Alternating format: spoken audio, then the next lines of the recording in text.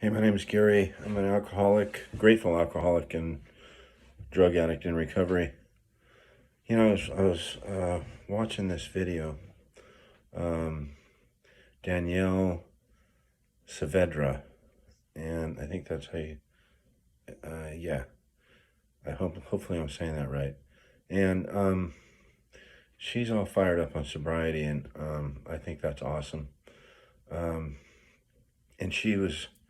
I was watching this video. It says it's the key to lasting sobriety. And I agree with a lot of what she's saying.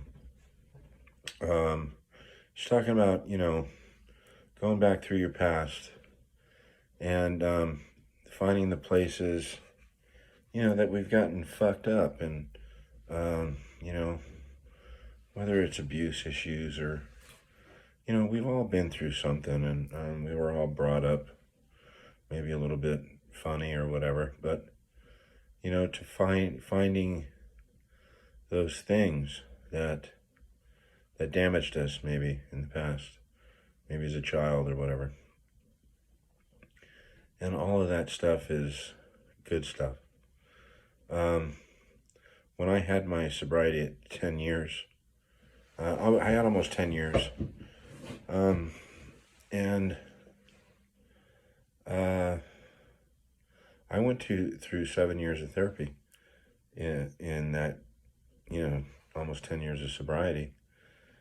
And he was a great guy. I remember the reason, okay, I'm dealing with the loss of my son. It's been almost a month.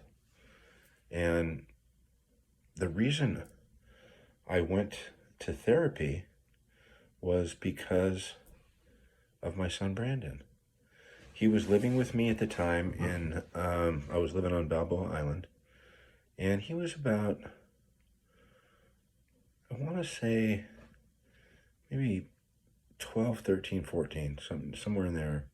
That's about the age he was when he was living with me in Newport Beach there. And, I would pick him up from school and I would have him do his homework, right? And I would have him sit at the counter, and say, do your homework and then you can go out. If anybody knows Balboa Island, it's like Fantasy Island for a kid, man. You got the fun zone across the ferry, and I had a running account at Wilma's Patio with the kids. They'd go there and just ring up a tab, and I'd pay them at the end of the week. And it's just, they all knew my kids, at the toy store and the ice cream shop and all that stuff. So, really neat place to raise a kid. But I remember I would tell him, Brandon, do your homework, and then you can go out and hang out with your friends and stuff like that, And this kid would not fucking do his homework, right? And I would get so pissed off. And I would sit there and yell at him. I remember yelling. And at one time in particular, because that's why I started therapy, I was sitting there going, God damn it, you don't fucking listen, Why are you so fucking stubborn, right? Well, I know why he was so stubborn, because he was raised by me, And,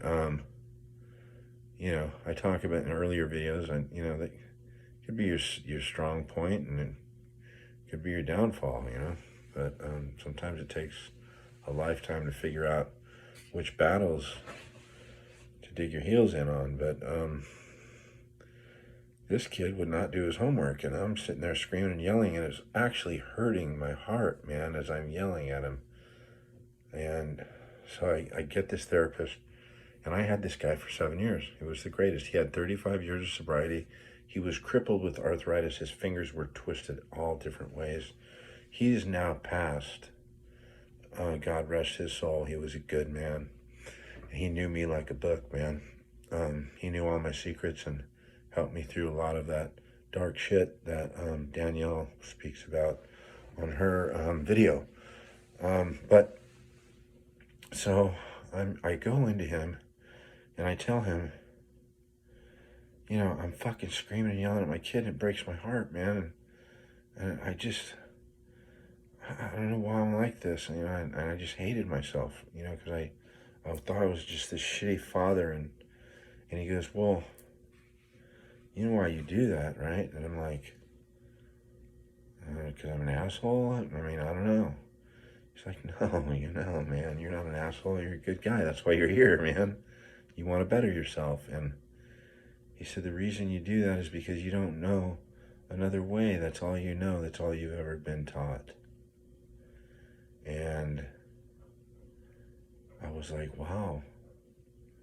Yeah, I wouldn't even know how to approach a different way.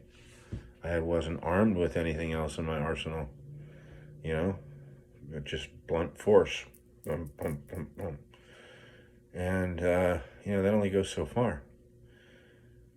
So he taught me a different way to deal with it with love.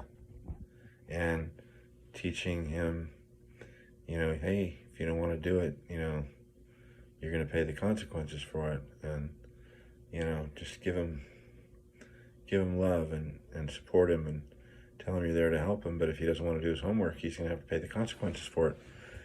So, and it was a whole different thing. But the main thing is, in that therapy session, right, we were into that, so that it was about me.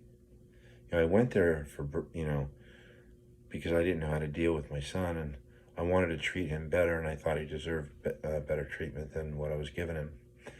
And in that process, we dug into Gary, right? And she talks about digging. Danielle talks about digging, There's a Peter Gabriel song on the album Us. It's called Digging in the Dirt.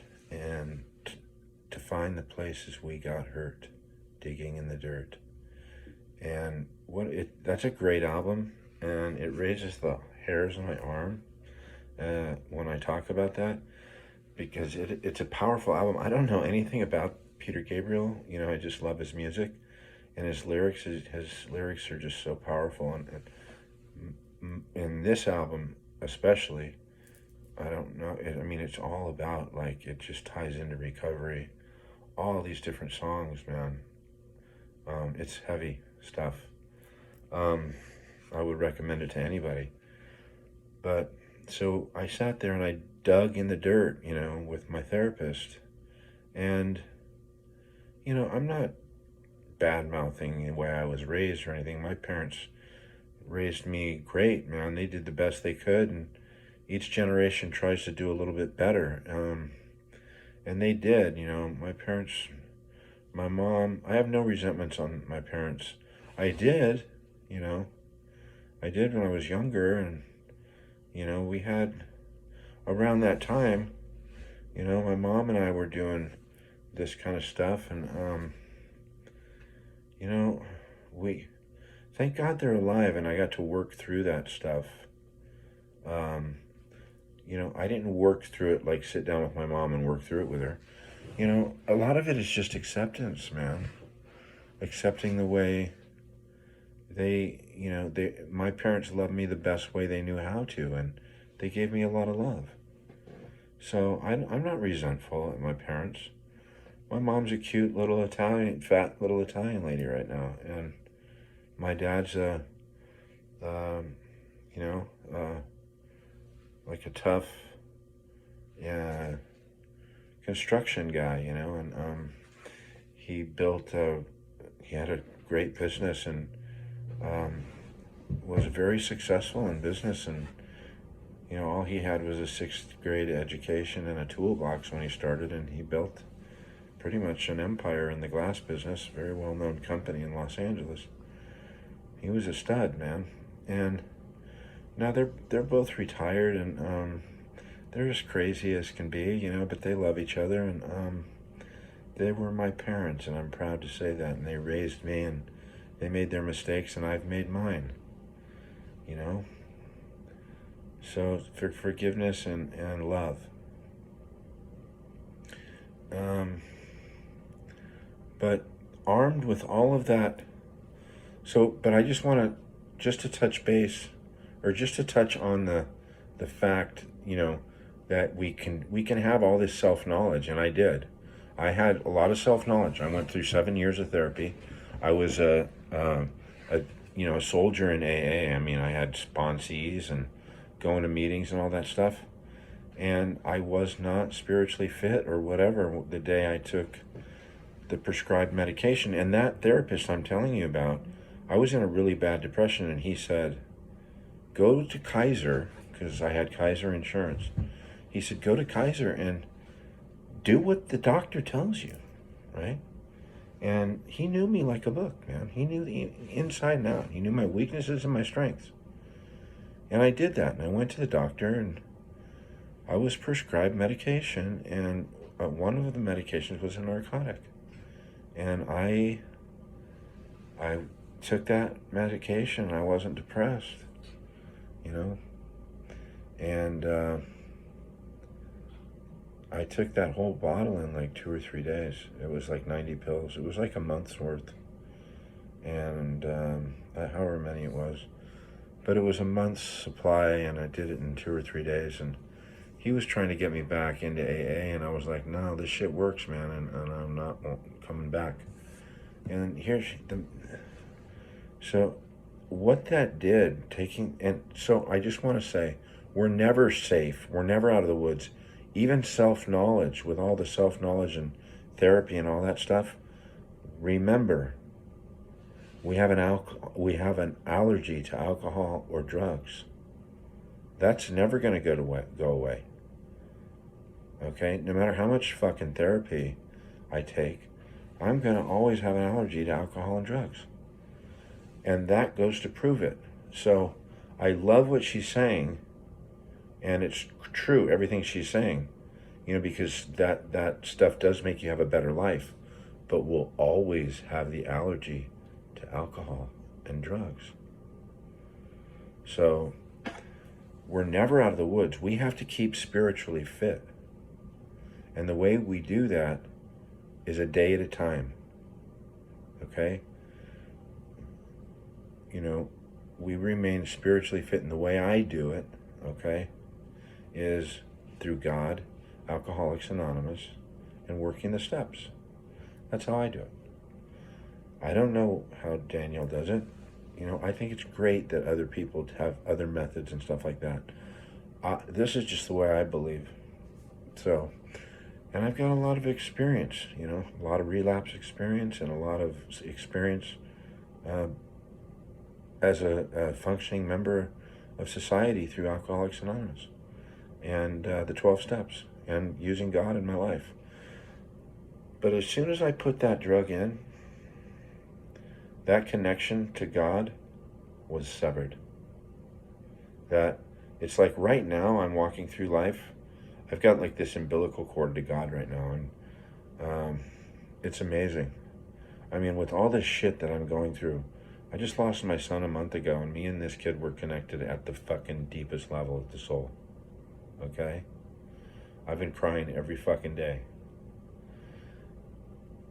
But as soon as we put that in us, we sever that connection. That umbilical cord is cut. I couldn't do this without that connection. I could not walk through this pain, this intense pain that I'm in, without a connection with my higher power. And I don't know how it all works, but it's working. All I'm doing is just talking to God every night. And all these little miracles are happening. I've got people coming back into my life. I've been texting my cousin that I wanted to fucking strangle for years. And, all this, and he's going through his shit he just lost his dad. And all of that stuff can be put aside, through God, through love. Love can conquer hate. God can conquer your addiction for the day. One day. That's all you have. Is one day. It's real simple. I mean, if you can't get one through one day, you better check yourself into a rehab. I'll tell you how I got through a day. I kept praying and praying and praying. God, please help make me willing. God, please help make me willing. And I thought he forgot about me. I swear to God, man. I was like, fuck, it's been a year, man. Then I had, I found out I was going to be a grandpa.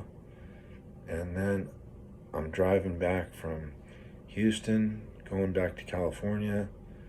No money, fucking strung out. And I got COVID in El Paso. I was fucked up for 5 days in bed, with COVID, fever, probably detoxing too, but fever, sore throat, coughing, couldn't breathe. And then I felt, after about 5 days, I was like, fuck, man, I feel pretty good. This is cool. Holy shit, I'm sober 5 days right now. This is what I've been asking for. So what I thought was the most fucked up thing that can happen to me, right, was God working. So we never know these miracles that are what I, and I'm a firm believer that nothing happens in this world by mistake, man. So this thing that I'm doing, I just lost my son. I'm a firm believer that nothing happens in God's world by mistake. There's a master plan. So what are the miracles that are going to be dangling around this thing? That are, coming across in my path and everything. There's been fucking millions of them already. Not millions, but there's been several handfuls of them. Some of them maybe I don't even know, I've recognized. Some may occur years from now. I'm just remembering the story about Brandon and me going to therapy. That kid gave me so many fucking gifts. It's amazing. So it's 17 minutes. I'm going to wrap it up, guys, but it goes so quick, when I'm sitting here talking about me. But I got Austin City Limits tomorrow, so I'm not sure if I'm going to make a video or not tomorrow, but remember the 5-day God challenge. If you're having trouble with drugs and alcohol, if you want to clean up your act, if you're not being successful doing it on your own, you might want to try what I tried. Do the 5-day God challenge. Get on your knees for 5 days. Once in the morning, say, God, please help me get through the day sober. Help me get through the day drug-free, right? You can do this. Everybody, you got this, man.